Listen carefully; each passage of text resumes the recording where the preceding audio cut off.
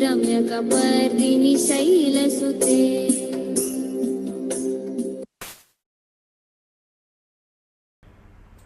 प्रेम से बोले आनंद कंद भगवान की जय। गुरुर्ब्रह्मा गुरुर्विष्णु गुरुर्देव महेश्वरा गुरुर्साक्षात् परं ब्रह्म तस्मै श्री गुरुवे नमः।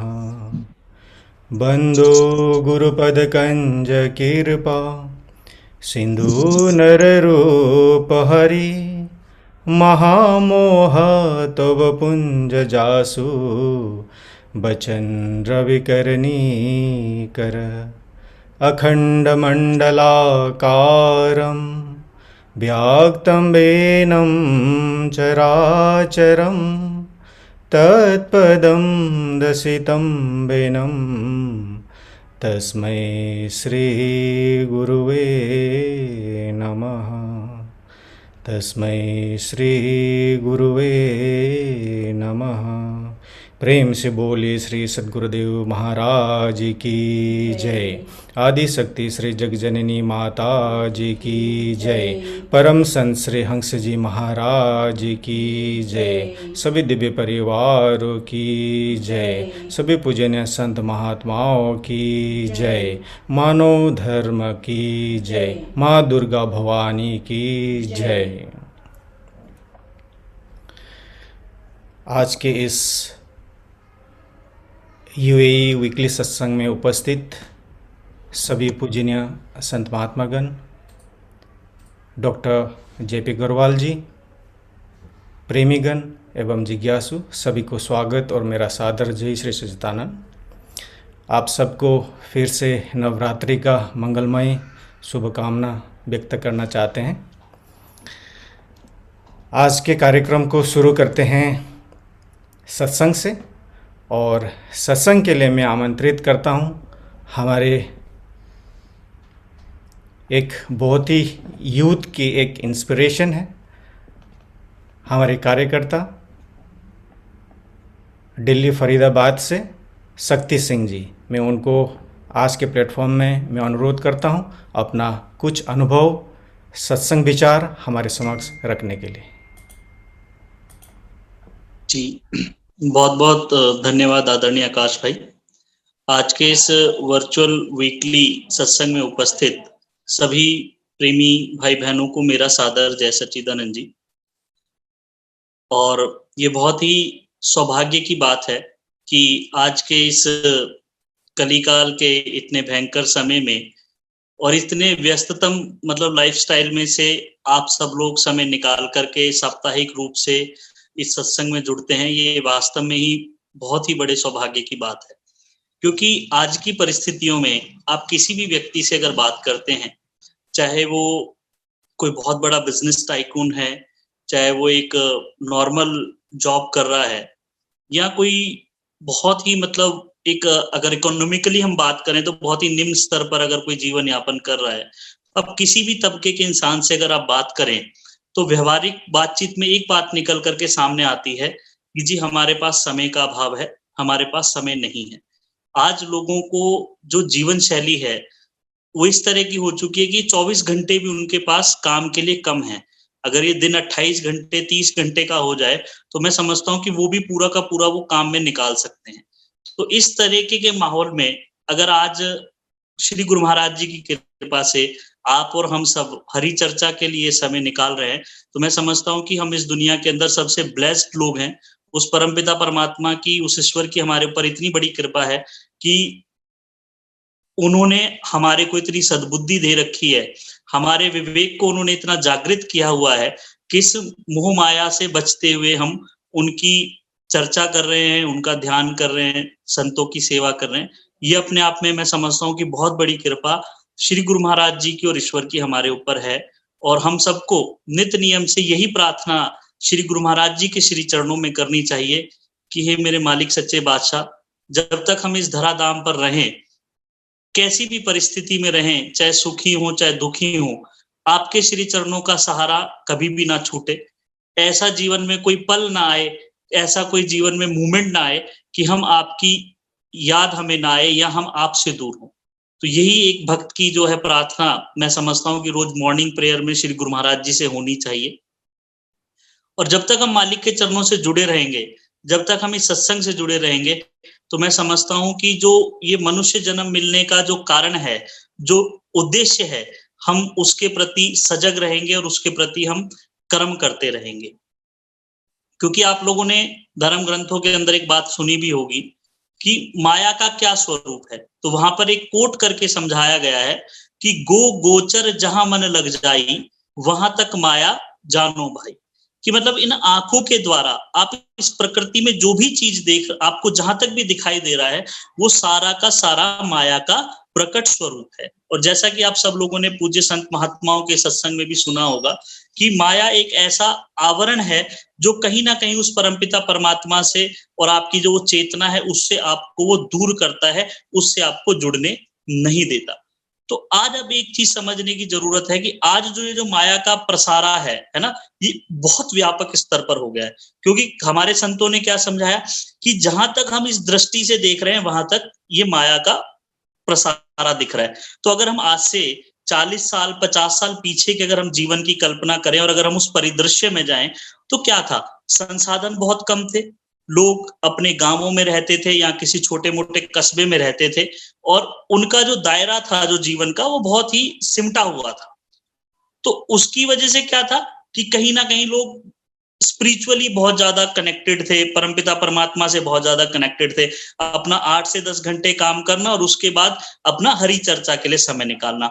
लेकिन आज आप देखो, ये मोबाइल हमारे हाथ में एक ऐसी चीज आ गई है, ठीक है, कि आज अगर मैं इंडिया में बैठा हूं, ठीक है, और मेरे को यूएई के बारे में कुछ जानना है, कुछ समझना है, कुछ देखना है, एक क्लिक करना है गूगल के ऊपर, यूट्यूब के ऊपर, और मैं पूरा दिन अगर यूएई के बारे में जानना चाहूं, पढ़ना चाहूं, तो मैं पूरा दिन इसमें व्यस्त रह सकता हूं। ऐसे ही यूएस, यूके, पूरी दुनिया के बारे में अगर हम कहीं का भी कोई कल्चर, कहीं की भी कोई चीज देखना चाहें, जानना चाहें, समझना चाहें, तो हम पूरा दिन इस मोबाइल के ऊपर हम उस इंफॉर्मेशन को मतलब डाउनलोड कर सकते हैं और उन सारी चीजों में बिजी रह सकते हैं। तो कहने का मतलब यह है कि मोबाइल जितना हमारे लिए फायदेमंद है, ठीक है, उतना ही ज्यादा ये हमको कहीं ना कहीं डिस्ट्रैक्ट भी करता है, इधर उधर की चीजों में बिजी भी करता है। लेकिन आज इसका एक बेनिफिट भी ये है कि आज कोविड जैसी परिस्थिति आई, ठीक है, तो इस परिस्थिति में हमारा फिजिकली आश्रमों में जाना बंद हो गया, गुरु महाराज जी के दर्शनों से का भी हमको लाभ नहीं मिल पाया।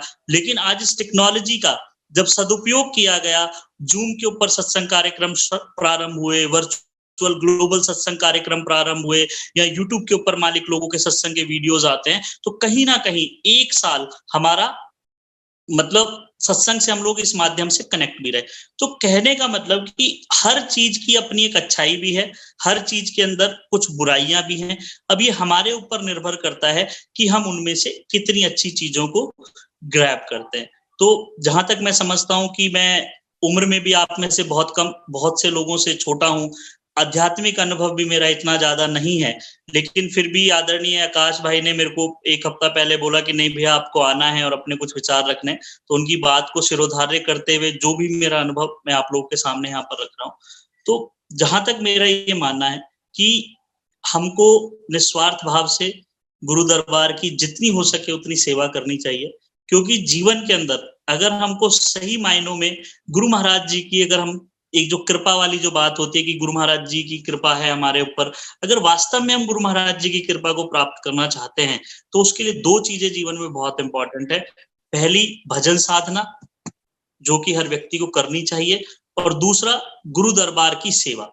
जितना ज्यादा हम निस्वार्थ भाव से गुरु दरबार की सेवा करेंगे, संतों की संगत में रहेंगे, अपने प्रेमी भाई बहनों के साथ हम जितना अच्छा व्यवहार करेंगे, उतना ज्यादा हमारे जीवन के अंदर आध्यात्मिक उन्नति होगी। आप सब लोगों ने सत्संग में सुना होगा कि 3 प्रकार की मुक्ति की बात की जाती है, सायुज्य, सालोक्य और सामीप्य मुक्ति। तो वो जो 2 मुक्तियां हैं वो तो भजन ध्यान और उन चीजों से आती है। लेकिन जो सामीप्य मुक्ति है, सामीप्य मुक्ति क्या होती है कि जो आपके समय के जो सच्चे महापुरुष सदगुरु जो होते हैं, तो उनका अगर आपको सानिध्य भी मिले, उनका अगर आपको सामीप्य भी मिले, तो वो पल भी जो आपके जीवन का होता है, वो अपने आप में आप ये समझ लीजिए कि आप पूरी दुनिया की चिंताओं से उस समय मुक्त होते हैं और एक तरह से वो आपका मतलब मूवमेंट ऑफ जिसको आप मुक्ति बोलते हैं, वो उस तरह का एक मूवमेंट होता है। और मैं समझता हूँ कि आप लोगों ने फील भी किया होगा कि जब भी हम कार्यक्रम में आते हैं, जब भी हम श्री गुरु महाराज जी के दर्शन कर रहे होते हैं, तो हम कहीं ना कहीं सारी चिंताओं से हम अपने आप को दूर पाते हैं और उस समय हम एक शांति का अनुभव करते हैं।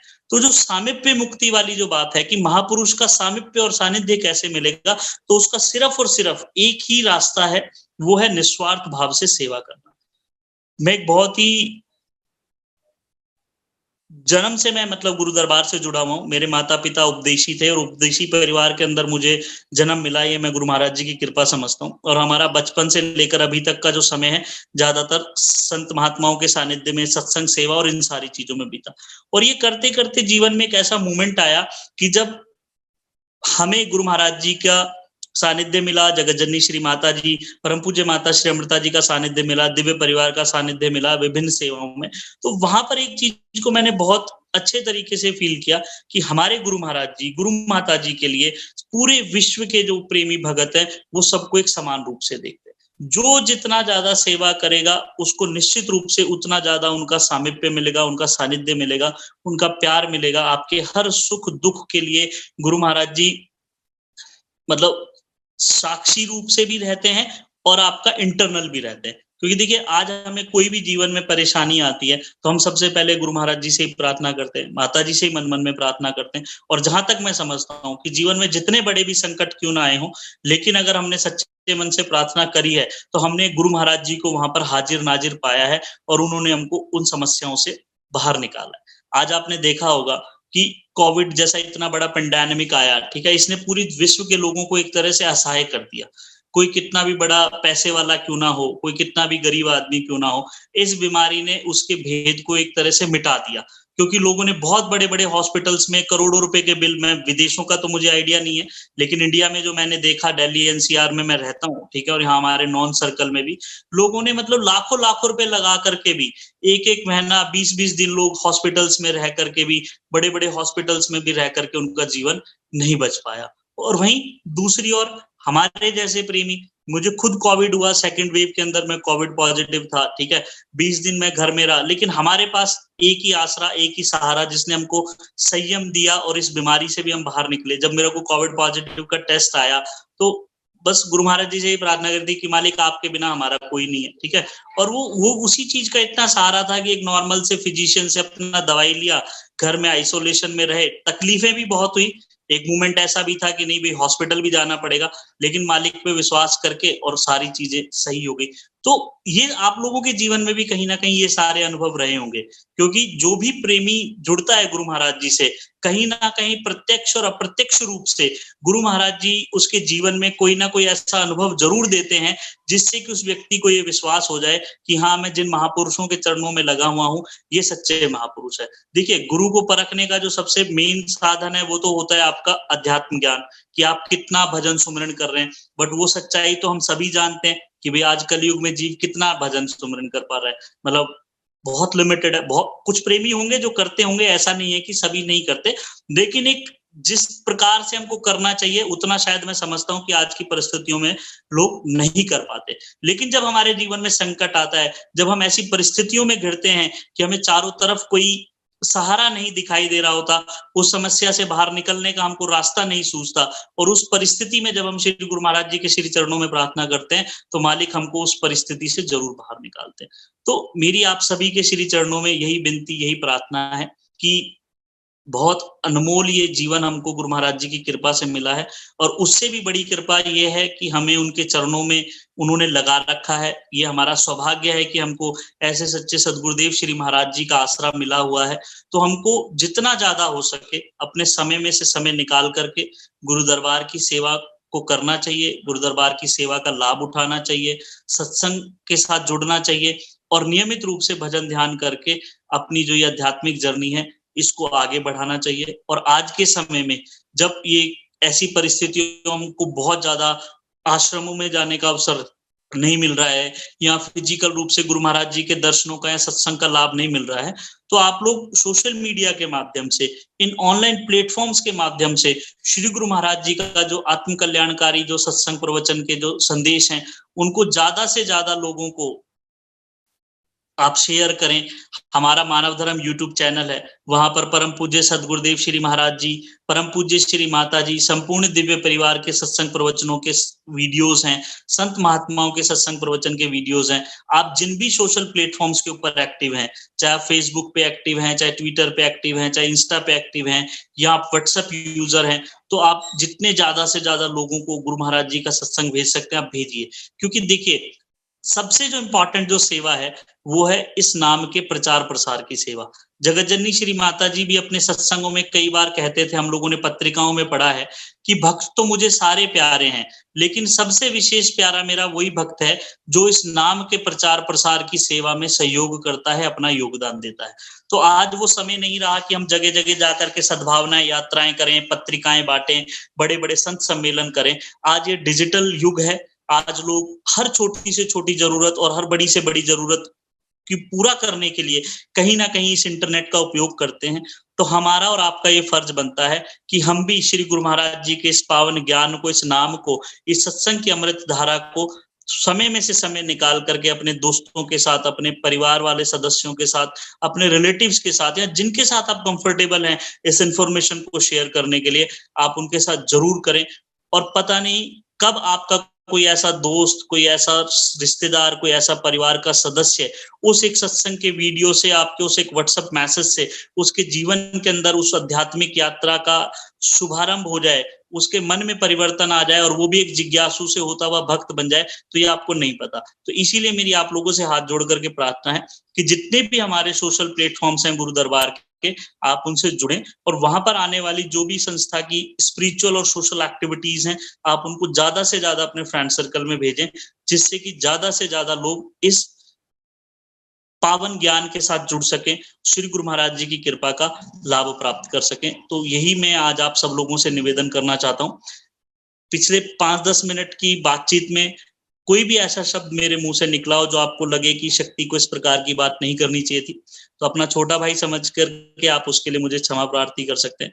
और बाकी आगे हमारे आदरणीय डॉक्टर जयप्रकाश अग्रवाल जी और भी जो वक्ता अपनी बात रखेंगे, तो आप उनकी बातों को ध्यान से सुने, क्योंकि उनका एक बहुत लंबा एक्सपीरियंस है गुरु दरबार के अंदर। जवानी से लेकर के अभी तक वो निरंतर दरबार की सेवा में श्री गुरु महाराज जी के सानिध्य में है और उन लोगों का बहुत अच्छा अनुभव है। तो आप उनसे भी, उनके विचारों से भी आप लाभ प्राप्त करें। प्रेम से बोलिए श्री सद्गुरुदेव महाराज जी की जय, आनंद कंद भगवान की जय, सच्चे दरबार की जय। प्रेम से बोलिए आनंद कंद भगवान की जय। हमारे गुरु भाई शक्ति सिंह जी को आज हमारे समक्ष अपना अनुभव शेयर करने के लिए आपको हृदय से धन्यवाद देना चाहते हैं। बहुत बहुत आपको धन्यवाद। अभी एक भजन होगा और भजन के लिए हम लोग चलते हैं मुंबई। हमारे बहन चंदा उपाध्याय जी को मैं अनुरोध करता हूं अपना भजन प्रस्तुत करने के लिए। सभी संत महात्माओं को मेरा सादर प्रणाम, सभी बड़े गुरु भक्तों को मेरा सादर जय श्री सच्चिदानंद। तेरी सत्ता के बिना हे प्रभु मंगल मोर,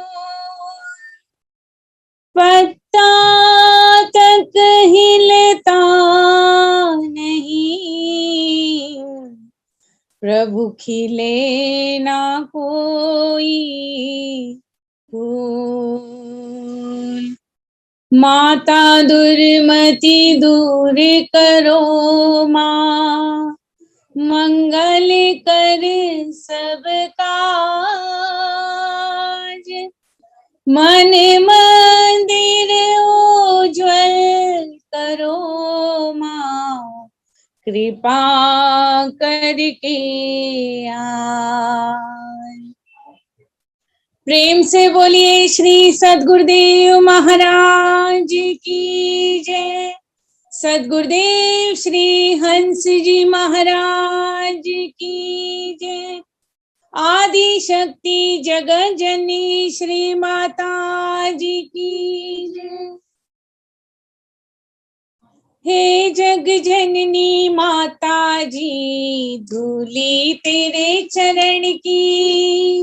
हे जग जननी माता जी, धूली तेरे चरण की।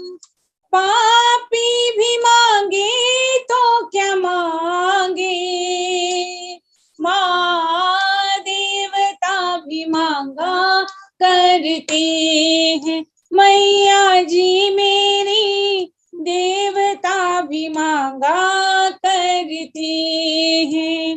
हे जग जननी माता जी, धूली तेरे चरण की।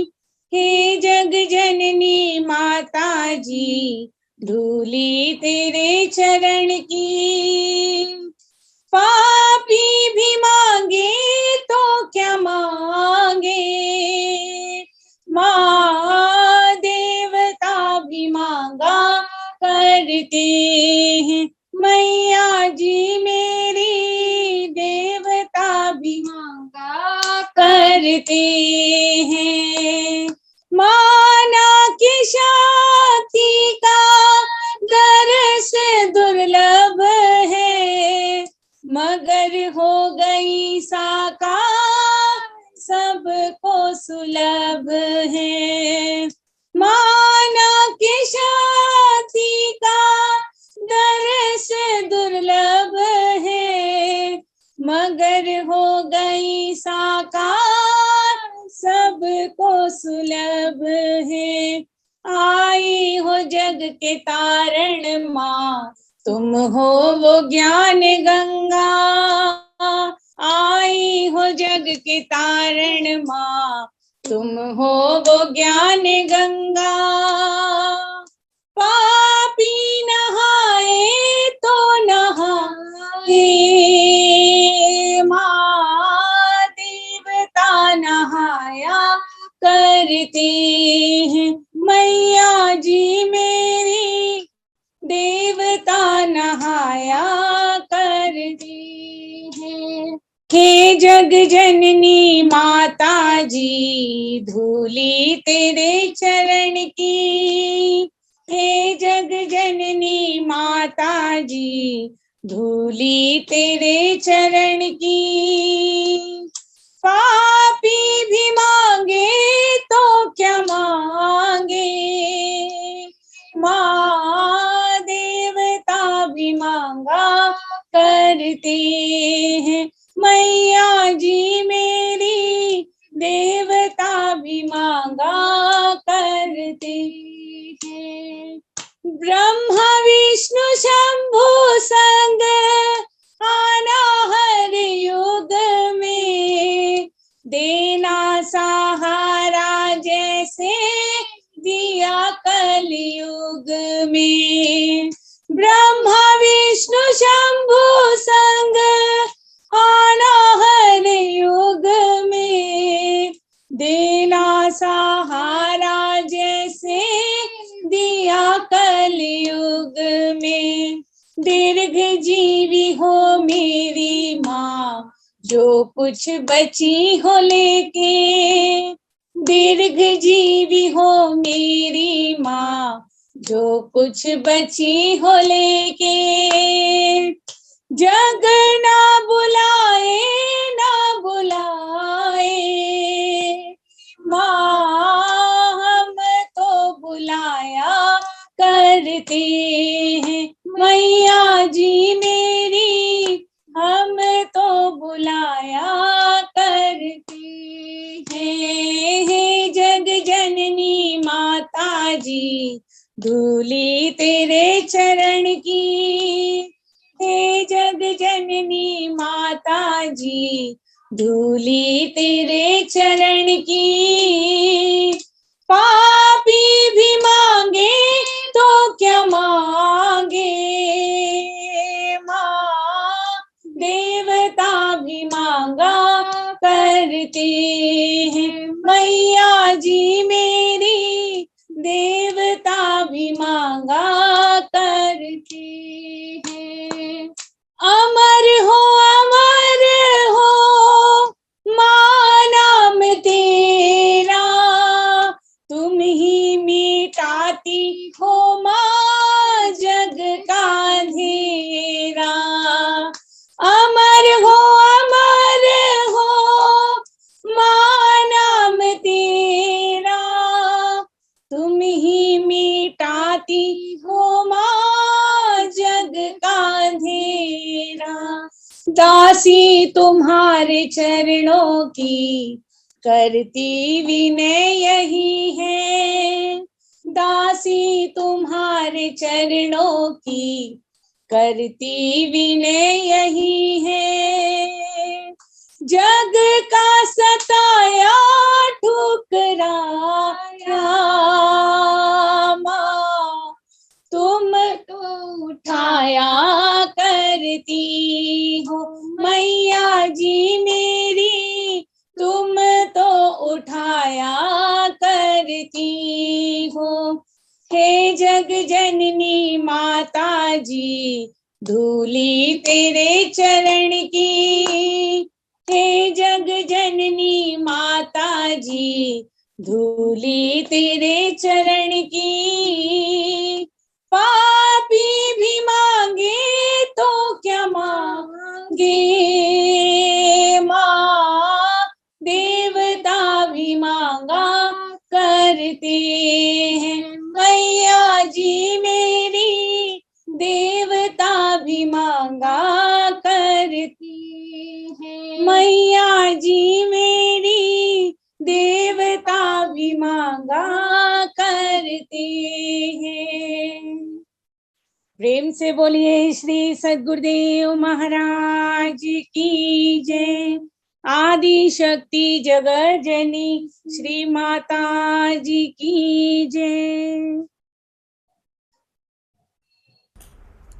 प्रेम से बोलिए माँ दुर्गा भवानी जी की जय। हमारे गुरु बहन उपाध्याय जी को बहुत बहुत धन्यवाद अति सुंदर माता का भजन प्रस्तुत करने के लिए। अभी सत्संग होगा। सत्संग के लिए हम लोग चलते हैं इंडिया। डॉक्टर जेपी अग्रवाल जी को मैं अनुरोध करता हूं अपना सत्संग विचार रखने के लिए। सभी को मेरा सादर जय सच्चिदानंद। आज हम बहुत सुंदर भजन और सत्संग का आनंद ले रहे थे। हमारे शक्ति जी ने सेवा के महत्व को बहुत सुंदर ढंग से समझाया और रामायण में कहा भी है, सेवक सेव्य भाव बिनु भवन तरे उर्गार। जब तक एक सेवक के अंदर सेवा की भावना नहीं आएगी, एक शिष्य के अंदर, वो भव सागर से पार नहीं हो सकता। सेवा का कई कारण है। सबसे पहला जो सबसे बड़ी सेवा बताई वह है ज्ञान का प्रचार। कहा भी है, जो मेरे ज्ञान का प्रचार करता है मुझे प्राणों से प्यारा है। ऐसा क्यों कहा सज्जनों? हम इस सृष्टि रचना को अगर देखें तो ये रचना क्यों की गई, भगवान ने संसार क्यों बनाया? कहते हैं ये खेल है। कामिल काम कमाल किया तूने, ख्याल से खेल बना दिया। ये गेम रचा। तो आप देखिए, हम सबको गेम खेलने का, गेम देखने का शौक है। इंजॉयमेंट के लिए हम गेम खेलते हैं। एक तरह का वो हो जाता है। तो ईश्वर जब अकेला था, उसने गेम बनाया था एंजॉय करने के लिए, रोने के लिए, झगड़ने के लिए, दुख उठाने के लिए नहीं था। पर गेम में हमेशा दो टीम होती है। एक तरफ ईश्वर ने अपने अंश, जिसको हम आत्मा कहते हैं, वो तैयार किए, और दूसरी तरफ माया को तैयार किया। एक जिसको हम कहते हैं टेम्पटेशन, इल्यूजन, एक तरह का ऐसा एक वह शक्ति, एक गेम बनाया कि हम उसके चक्कर में फंस सकते हैं, वह हमें हरा सकती है। कहा भी है, माया तो ठगनी भई ठगत फिरत संसार, जिस ठग ने ठगनी ठगी उस ठग को नमस्कार। तो ये माया और ब्रह्म का सुधा जी कहते ना, एक माया एक ब्रह्म कहावत, सूर्य शाम झगड़ो, आपकी बेर मोई पार उतरो, प्रभु नहीं परन जात चरो, प्रभु जी मोरे अवगुण चित न धरो। तो ये जो गेम बनाया, ये गेम एंजॉयमेंट के लिए था। पर आज अगर हम देखते हैं संसार की जो हालत है, क्या हो गया है? करप्शन, अत्याचार, अनाचार, मर्डर, झगड़े। क्या इसके लिए भगवान ने संसार बनाया था? नहीं, वह बनाया था कि हम आपस में गेम खेलें और एंजॉय करें और वापस फिर अपने धाम में चले जाए। जैसे खिलाड़ी कहीं से आते हैं, गेम खेलते हैं, उसके बाद अपने घरों को वापस चले जाते हैं, ऐसे एक गेम बनाया था। पर इस गेम में लोग माया से हारते चले गए, संसार के प्रलोभनों में फंस गए, अपने आप को, अपनी वास्तविकता को भूल गए और इस संसार को सत्य मान करके आज कितना बुरा हाल संसार का हो रखा है। गेम के जो नियम है तोड़े नहीं जा सकते, गेम का जो नियम है सो नियम मेंटेन रहेगा। तो प्रभु क्या चाहते हैं कि कुछ लोग आगे बढ़े और जिस उद्देश्य से गेम रचा गया था उस उद्देश्य में उनका सहभागिता हो। तो जो लोग अज्ञानता में हैं, जो वास्तविकता को भूल गए हैं, उनको उनकी वास्तविकता जनाने का काम कौन करेगा? भक्त लोग करेंगे। इसलिए कहा क्रिएटर चाहता है मेरे साथ को क्रिएटर बने। रचना का जो रचना करता है वो चाहता है इस रचना में रचना के उद्देश्य में मुझे सहयोग प्रदान करे। और ये काम भक्तों का होता है, शिष्यों का होता है। अवतार लेकर भगवान को आने की जरूरत क्यों थी? वो इसीलिए आता है कि भूले भटके लोगों को रास्ता दिखाए, लोगों को प्रेरणा दे कि इस संसार में live and let others live. खुद भी अपना जीवन आनंद और शांति में बिताओ, औरों को भी आनंदित और शांति के रास्ते दिखाओ। तो ये जो कार्य है ये गड़बड़ा क्यों गया कि व्यक्ति धर्म की वास्तविकता को भूल गया।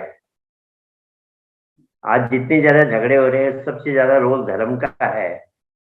धर्म की वास्तविकता को न जानने के कारण धार्मिक लोग ही सबसे ज्यादा झगड़ रहे हैं। कहा हिंदू कहे मोई राम प्यारा, मुस्लिम कहे रहीमाना, आपस में दो लड़ मरे मर्म न कहू जाना। आप देखिए वहां पर अफगानिस्तान में क्या हो रहा है, आपके इधर इजराइल की तरफ क्या हो रहा है, अनेक जगह आप देखेंगे धर्म झगड़े का कारण बन गया है। क्यों? कि धर्म की वास्तविकता को लोग भूल गए। वास्तव में ईश्वर क्या है, धर्म क्या है, मानव जीवन का लक्ष्य क्या है, ये बातें लोग भूल चुके हैं। ये काम कौन करेगा? वो भक्त करेगा जिसने जीवन के रहस्य को समझ लिया है, जिसको पता लग गया कि इस संसार में धर्म अनेक नहीं है। जैसा लोग कहते हैं अनेक रास्ते कहीं से भी जाओ, नहीं है ऐसा। क्योंकि जो बाहर के धार्मिक कार्यक्रम है, रीति रिवाज है, वो मन को शांत नहीं करते। और जब तक व्यक्ति का मन शांत नहीं होगा वो गलत कामों में जाएगा। मन जब शांत होगा तभी वह अच्छे कामों में, निस्वार्थ कामों में लगेगा। मन को शांत ये बाहर की पूजा पाठ, बाहर का कर्म का नहीं कर सकता।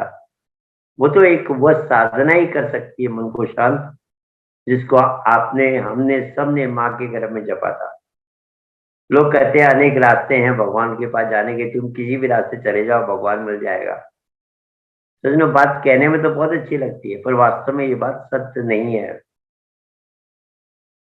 केवल एक ही रास्ता है मन को जीतने का, माया को जीतने का, ईश्वर तक पहुंचने का, अपने आप को मन के बंधन से मुक्त करने का। केवल एक रास्ता है, एक ही साधना है, और वह साधना है जिसको हर बच्चा माँ के गर्भ में करता है। अभी डॉक्टर्स रिसर्च कर रहे हैं कि बच्चा गर्भ में क्या कर रहा है। ये तो कहने लग गए कि कुछ करता है वह, पर क्या करता है अभी तक डॉक्टर उसको समझ नहीं पा रहे हैं। हमारे शास्त्र कहते हैं कि बच्चा माँ के गर्भ में ईश्वर की आराधना करता है, मेडिटेशन करता है, वो मेडिटेशन ओरिजिनल है। वहां कोई संस्था नहीं थी, कोई बाहर का कोई आडंबर नहीं था, कोई बाहर के कोई टीचर नहीं थे। वहां तो ईश्वर ने डायरेक्ट उस बालक को गर्भ में सिखाया है। बालक बालिका जो भी गर्भ में थे उनको डायरेक्ट सिखाया गया है। तो ये भी नहीं हो सकता कि एक देश में रहने वाले ने कुछ दूसरा मेडिटेशन किया होगा गर्भ में, एक जाति वाले ने दूसरा किया होगा, एक धर्म संप्रदाय वाले ने अलग किया होगा। गर्भ में अगर मेडिटेशन किया है, सबने एक ही मेडिटेशन किया है, और वो मेडिटेशन इतना इफेक्टिव था कि जब बाहर बालक आता है तो मस्त होता है। उसका मन बिल्कुल शांत अवस्था में होता है, राइट ब्रेन एक्टिव होता है।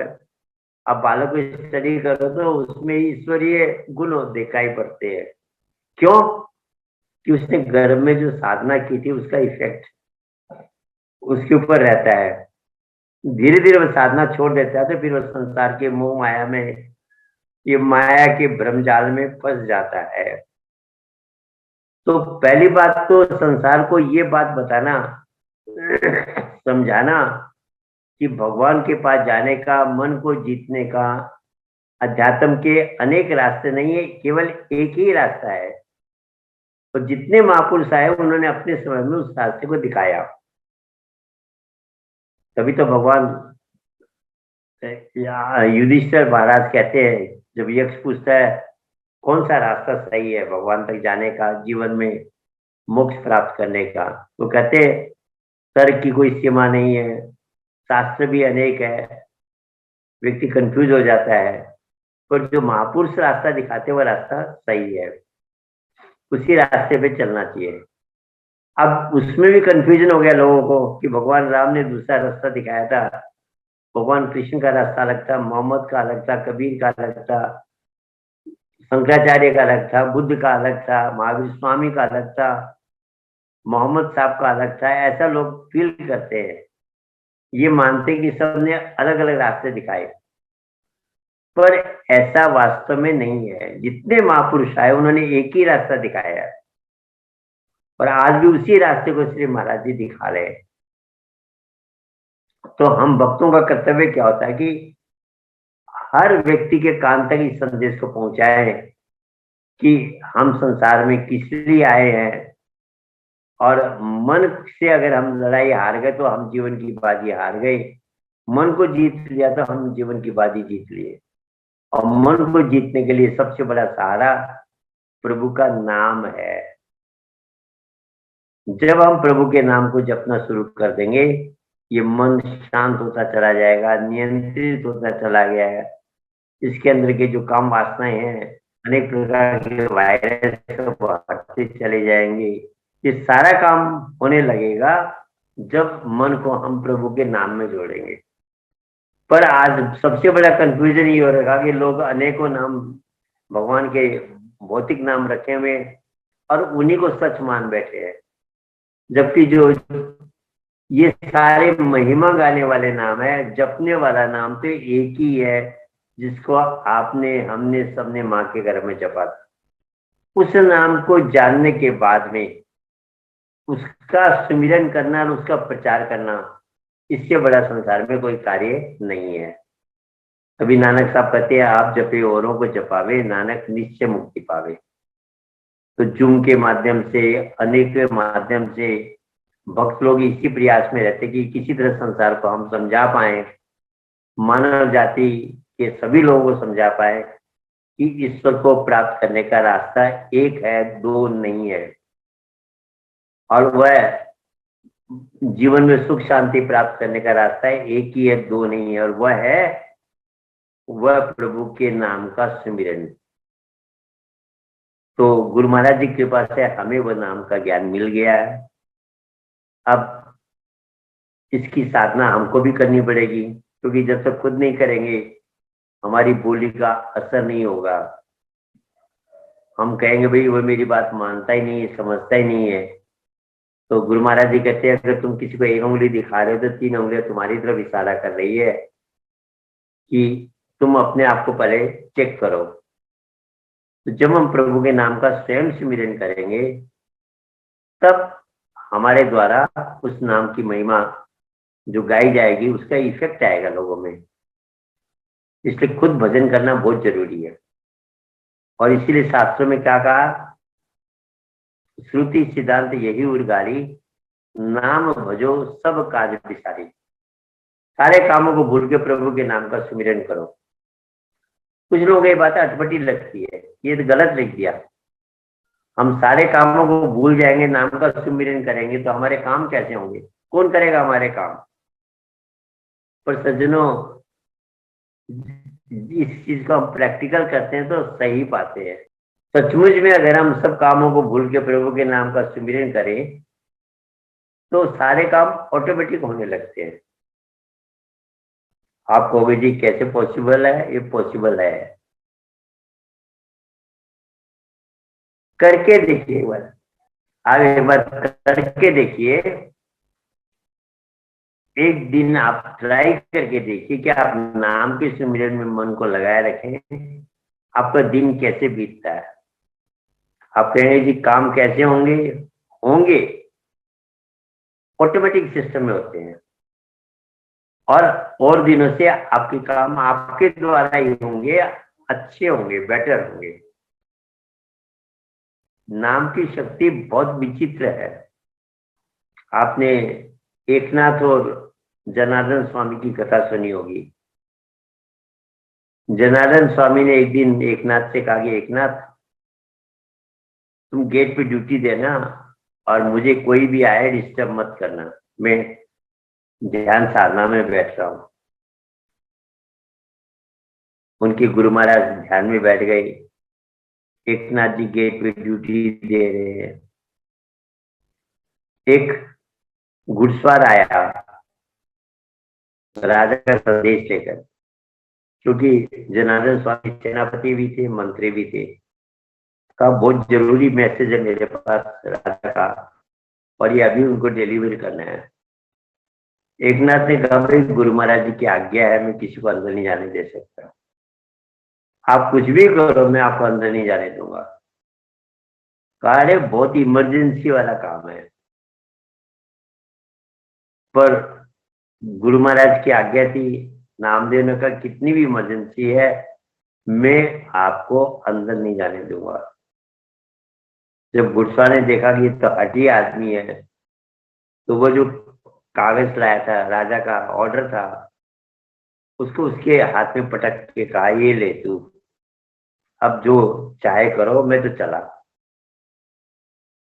नामदेव ने जब खोल के देखा तो उसमें लिखा था कि शत्रु ने आक्रमण कर दिया है, सेना आपका इंतजार कर रही है, आप जो ही आएंगे युद्ध शुरू होगा, उससे पहले सेना लड़ाई में नहीं जाएगी, तो आपको इमीडिएट आना है। अब एकनाथ के तो होश उड़ गए। राज्य शत्रु के हाथ में चला जाएगा, सेना लड़ेगी नहीं जब तक जनार्दन स्वामी नहीं जाएंगे। और गुरु महाराज ने कह रखा मुझे डिस्टर्ब मत करो। सजना, आप और हम उस समय क्या करते? गुरु महाराज जी की आज्ञा को उल्लंघन करके अंदर जाते, कहते महाराज ये इतना इमरजेंसी आ रखा है, ये आपके लिए ऑर्डर है। जनरली कोई भी व्यक्ति यही काम करता। एकनाथ ने कहा कि गुरु महाराज जी ने आज्ञा दी कि मुझे डिस्टर्ब मत करना, मैं गुरु महाराज जी को डिस्टर्ब नहीं करूंगा। सज्जनों, उस समय उसने प्रभु के नाम का सुमिरन किया, गुरु महाराज जी को याद किया, तो इंट्यूशन आया जो राइट ब्रेन से आता है। और उसका क्या परिणाम हुआ? नामदेव ने जाकर गुरु जी के जो बेडरूम था वहां गया, गुरु जी के जो सेनापति के कपड़े थे वो पहने, उसमें कवच लगता है चेहरे पे, कवच लगाने के बाद कौन है दिखाई नहीं पड़ता, कपड़ों से पहचाना जाता है कि सेनापति के ड्रेस है, और लेकर के युद्ध स्थल में चला गया। अब सबने कहा जनार्दन स्वामी आ गए, हमारे सेनापति आ गए, सेना चल पड़ी, युद्ध हुआ। एक नाथ उसमें कहते ऐसी तलवार चला रहा था कि बस पूछो मत, और शत्रु को खदेड़ दिया गया।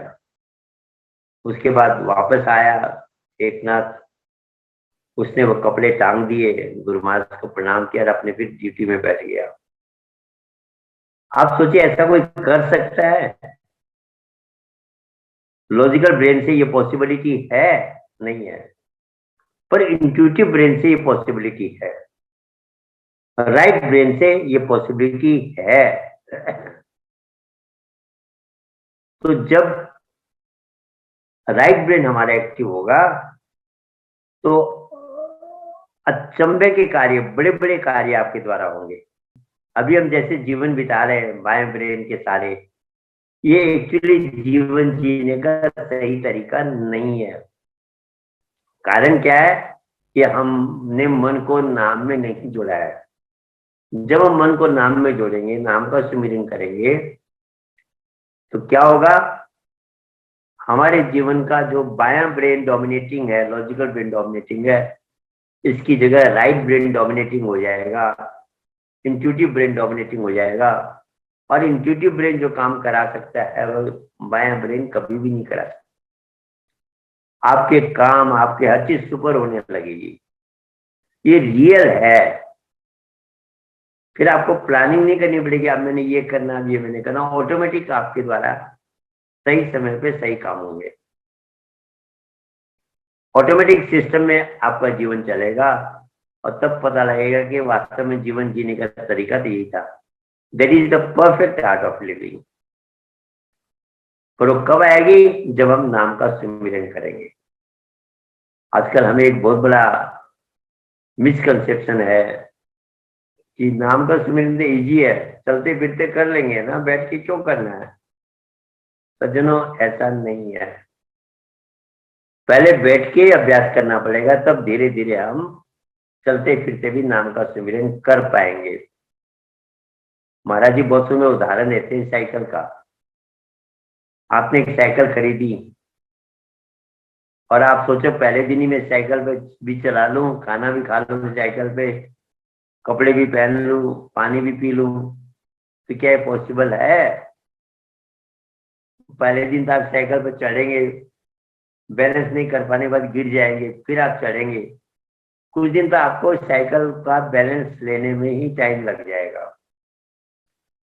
जब 10-15 दिन, 1 महीना प्रैक्टिस करने के बाद आप साइकिल को ठीक चलाने लग गए, बिना गिरे साइकिल पे आप सवार होने लग गए, तब आप आगे की सोचते हैं कि भाई अब मैं एक हाथ छोड़ के साइकिल चलाऊंगा। एक हाथ सो के आप साइकिल चलाने लगते हैं। फिर आपने दोनों हाथ छोड़ के इसके सहारे, पेट के सहारे हैंडल को कंट्रोल करके भी व्यक्ति साइकिल चलाता है। ऐसे धीरे धीरे आप में एक्सपर्टाइज आता जाएगा और आप फिर ऐसी स्थिति में भी आ सकते हैं कि आप खाना भी खा रहे हैं, साइकिल भी चला रहे हैं, खाना भी खा रहे हैं, पानी भी पी रहे हैं, कपड़े भी बदल रहे हैं, बहुत कुछ कर सकते हैं। ऐसा आपने सर्कस में देखा भी होगा। साइकिल चलाने वाले इस तरह के बहुत से सर्कस दिखाते हैं, ये करतूत करतब करके दिखाते हैं। पर वह एक दिन में नहीं हुआ, उन्होंने उसके पहले बहुत अभ्यास किया।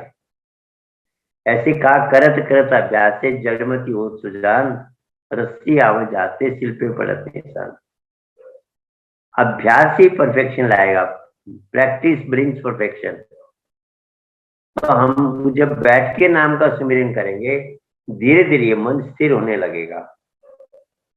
एक समस्या हमारे साथ क्या की, जब बैठे नाम का सुमिरन करने लगे, मन नहीं लगा, कहे यार मन ही नहीं लग रहा, भूल जाते हैं।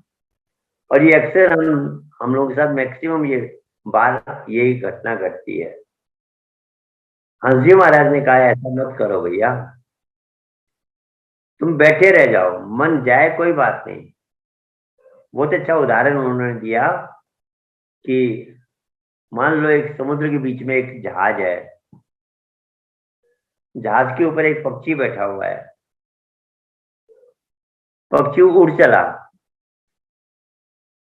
उड़ रहा है, पर थकेगा जब वह कहाँ आएगा।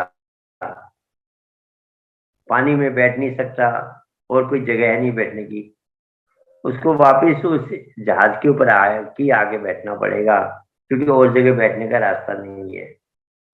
ऐसे कार्य अगर तुम अपने आसन को सिद्ध करके बैठे रहोगे, ये होगा कि मैं मन भागे चला जाए कोई बात नहीं, मैं अपना आसन नहीं छोड़ूंगा, तो मन घूम फिर के फिर आ जाएगा। और धीरे धीरे, तो इसके पास बुद्धि तो है नहीं, जो आदत डालेंगे वो आदत पड़नी है इसको, धीरे धीरे इसको नाम के साथ जुड़ने की आदत पड़ जाएगी।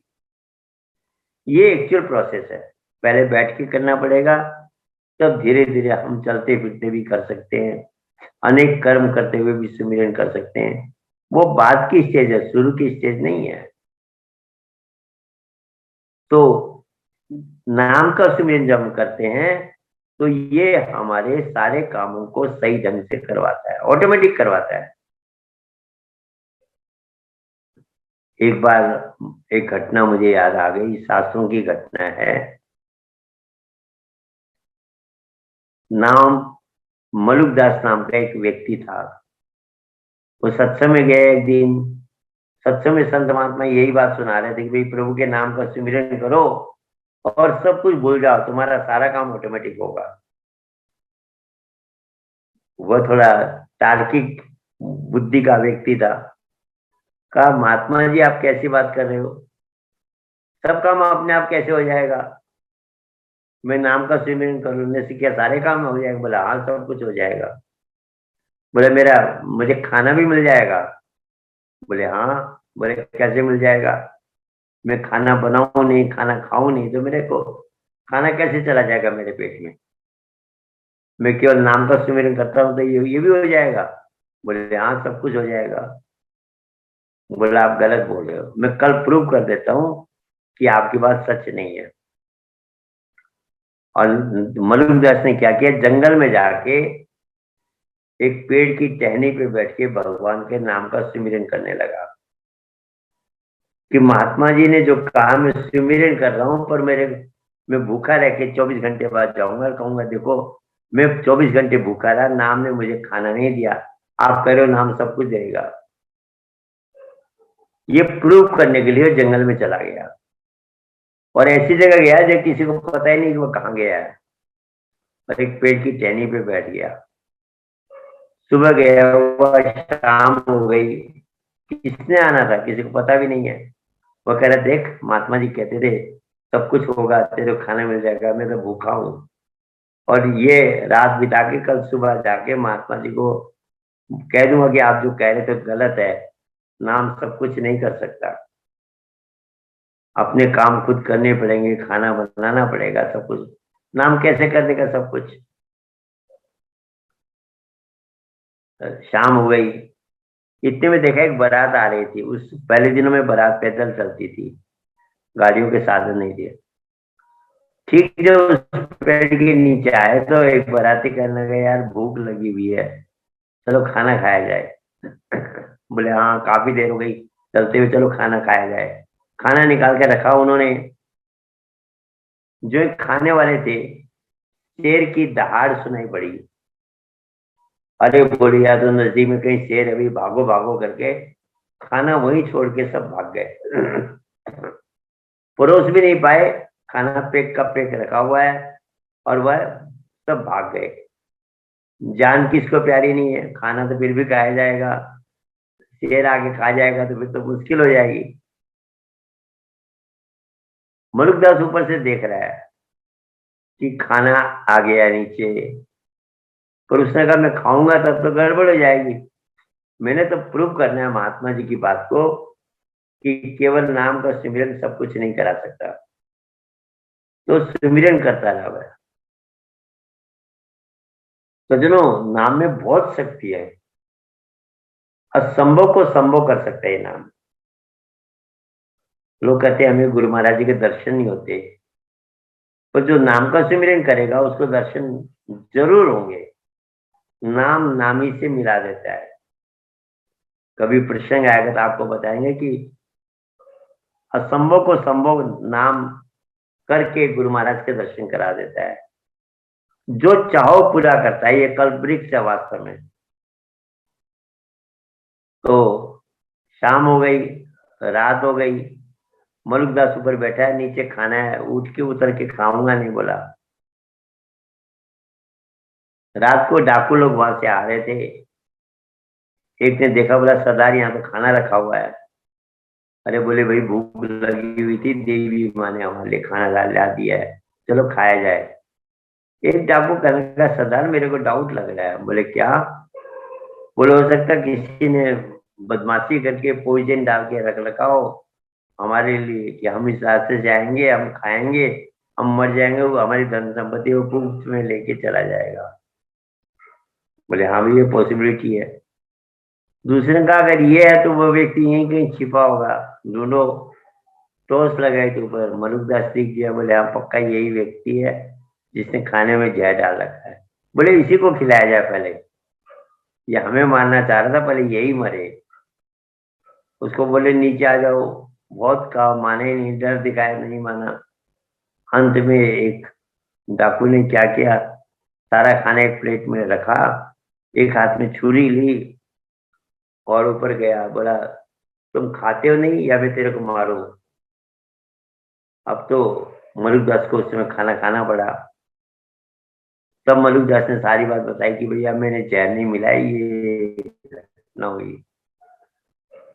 और मलुकदास को ये बात माननी पड़ी कि नाम का सिमरन सब कुछ पूरा कर देता है। खाना भी उसको, भूखा रहते हुए भी उसको खाना खिला दिया। तब दास मलुक का ने एक दोहा में कहा, अजगर करे न चाकरी, पक्षी करे न काम, दास मलुका कह गए सबका दाता नाम। प्रभु का नाम सबका दाता है। तो सज्जनों, समय हो रहा है, हमें इस बात को एक बार प्रैक्टिकल करके देखना है कि प्रभु के नाम का सिमरन करने से क्या होता है। जब हम नाम का सिमरन करने लगेंगे तो ये नाम कब क्या करना है, कैसे करना है, हमको प्रेरणा देगा और करवा लेगा। एक मशीन की तरह, ऑटोमेटिक मशीन की तरह हमारा जीवन चलेगा और हम बड़े बड़े काम कर पाएंगे, संसार की भलाई के लिए बड़े बड़े काम कर पाएंगे। आप देखिए महाराज जी के जीवन को अगर आप देखें, जितना परिश्रम महाराज जी करते हैं शायद ही कोई करता है, शायद क्या कोई करता ही नहीं है। सुबह से शाम तक वो इतनी मेहनत करते हैं महाराज जी, और हर काम परफेक्ट होता है। कब कहाँ जाना है, किसके पास जाना है, क्या बोलना है, क्या आदेश देना है, सारा ऑटोमेटिक सिस्टम में होता है। तो नाम की क्षमता यहाँ तक है, और का गुरु कर ले आप समान। हमें वही नाम गुरु महाराज जी ने दिया है जिसका वो स्वयं जाप करते हैं।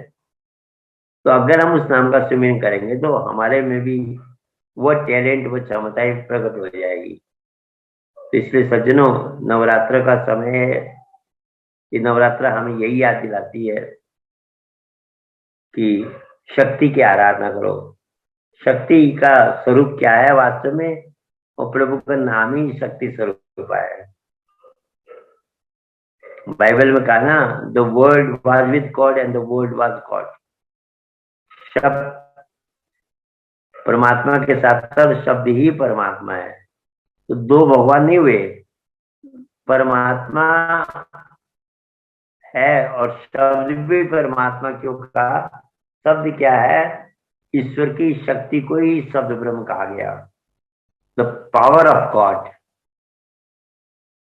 तो ये शक्ति स्वरूपा जो प्रभु का नाम है हमारे अंदर, नवरात्र हमें प्रेरणा देते कि हम ज्यादा से ज्यादा नाम का सिमरन करें, अपने जीवन को भी महान बनाएं, मन के बंधन से मुक्त हो, और संसार के जो लोग भटक रहे हैं, रास्ते से भटक गए, उनको भी रास्ता दिखाने का गुरु महाराज जी की कृपा से हम एक माध्यम बने। यही नवरात्रों की सबसे बड़ी प्रेरणा और उपलब्धि हमको प्राप्त करनी चाहिए। सबको मेरा जय सच्चिदानंद। बोलिए आनंद कंद भगवान की जय। प्रेम से बोलिए आनंद कंद भगवान की जय। डॉक्टर जेपी अग्रवाल जी को अति व्यस्त होने के कारण बावजूद भी आप हमेशा एवरी वीक इस कार्यक्रम में आते हैं और अपना अमूल्य सत्संग विचार से हम सबको लाभान्वित करते हैं। आपको बहुत बहुत धन्यवाद डॉक्टर साहब, और वैसे ही हमारे शक्ति भाई को भी बहुत बहुत धन्यवाद। आज हमारे इस कार्यक्रम में आके आपने अपना अनुभव शेयर किया, और हमारे चंदा बहन को भी बहुत बहुत धन्यवाद अति सुंदर भजन प्रस्तुत करने के लिए। और जितने भी देश विदेश से जुड़े हुए सभी महानुभावों को भी बहुत बहुत धन्यवाद। आप लोग इस कार्यक्रम में जुड़े, और एवरी वीक ये सेम टाइम सेम लिंक पर ये कार्यक्रम होता है। आप लोग अपने दोस्तों को, फैमिली मेम्बर्स को भी आप इनवाइट कर सकते हैं इस कार्यक्रम में, सो दैट वो भी इस कार्यक्रम से लाभ ले। और नेक्स्ट वीक हमारे 19 तारीख को डॉक्टर जेपी अग्रवाल जी के साथ क्वेश्चन एंड आंसर सेशन होगा। महीने में एक बार हमारा क्वेश्चन आंसर सेशन होता है, तो next week question and answer session का वो सत्संग कार्यक्रम होगा, तो उसमें भी आप लोग भाग लीजिए और अपना जो भी जिज्ञासा है मन में आप लोग रख सकते हैं नेक्स्ट वीक। तो आज के कार्यक्रम को यहीं पर समाप्त करते हैं एक छोटी सी वंदना से। त्वमेव माता च पिता त्वमेव बन्धु च सखा त्वमेव विद्यानृणं त्वमेव सर्वं मम देव। भक्तिदान मह दीजिए, गुरुदेवन कीजिए, और नहीं कस चाहिए निस दिन चरणों की से। बार बार बर मागहूँ हर्ष देव श्री रंग, पद सरोजन पावनी भक्ति सदा सत्संग। प्रेम से बोलिए श्री सद्गुरुदेव महाराज की जय। आदि शक्ति श्री जगजननी माता जी की जय। परम संत श्री हंस जी महाराज की जय। मानव धर्म की जय।